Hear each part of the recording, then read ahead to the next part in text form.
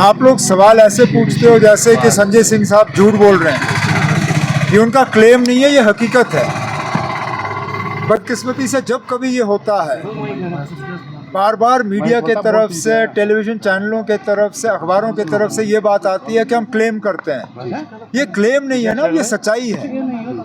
13 जुलाई को हमने क्लेम नहीं किया था कि हमें बंद किया गया था, हमें बंद रखा गया था। हमने 14 जुलाई को क्लेम नहीं किया था कि हमारे साथ हाथापाई हुई, धक्के मारे गए। ये हकीकत है और आज भी हकीकत है। संजय सिंह साहब को बंद रखा गया है। किस वजह, ये वही लोग बता सकते हैं जो इस फैसले के पीछे हैं। बार बार जो है इसी तरह की हरकतें की जा रही हैं। कहने के लिए तो कहते हैं कि जम्मू कश्मीर में सारा कुछ ठीक है, माहौल अच्छा है, लोग खुश हैं, सारा कुछ जो है वो एक नया जम्मू कश्मीर बन रहा है। लेकिन हकीकत ये है कि जब देखो तो ये लोग सख्ती के अलावा और कुछ नहीं करते। इन्होंने सख्ती हमारे साथ की, इन्होंने गलत कानून इस्तेमाल किया है महराज मलिक को गिरफ़्तार करने के लिए। गिरफ़्तार करने का कोई वजह नहीं। अब चलिए, अगर उनके बिहेवियर में या किसी ऐसे चीज़ में किसी को शिकायत हो तो असेंबली सेक्रेटेरिएट के साथ उठाइए, स्पीकर साहब से उसके बारे में बात करिए।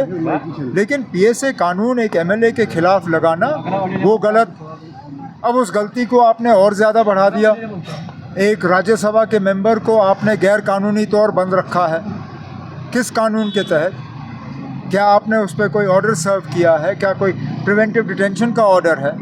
मर्जी आई तो आपने गेस्ट हाउस का गेट बंद कर दिया। ये ठीक बात नहीं है ना। ये जम्मू कश्मीर की जमहूरियत के लिए ठीक नहीं है और इसका जो मैसेज, इसका जो पैगाम लोगों में जाएगा, ये बहुत गलत है ना।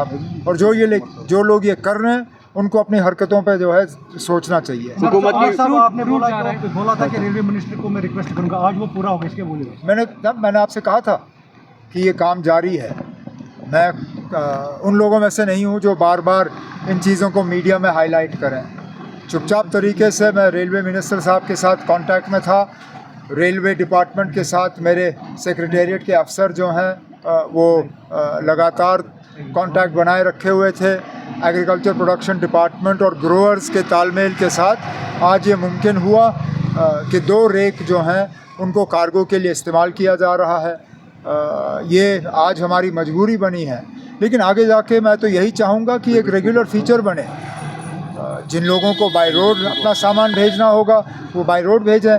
लेकिन हम तो चाहेंगे कि स्पेशल कार्गो ट्रेन जो हैं वो लगातार यहाँ से चलें, जिनमें रेफ्रिजरेटेड कंटेनर्स हों, जिसमें कि हमारा मेवा जा सके और जो ज़रूरत की चीज़ें हमें जम्मू कश्मीर से बाहर जो हमें लाना होगा वो हम ट्रेन के ज़रिए लाएँ।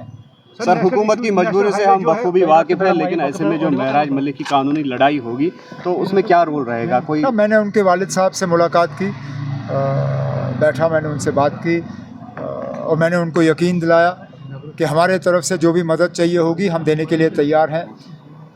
मेरा उनकी पार्टी को ये मशवरा होगा कि देखिए ना, पीएसए कानून इस मुल्क में और कहीं लागू नहीं है। आप अगर बाहर से वकील लाओगे उसको ये कानून समझने में भी वक्त लगेगा।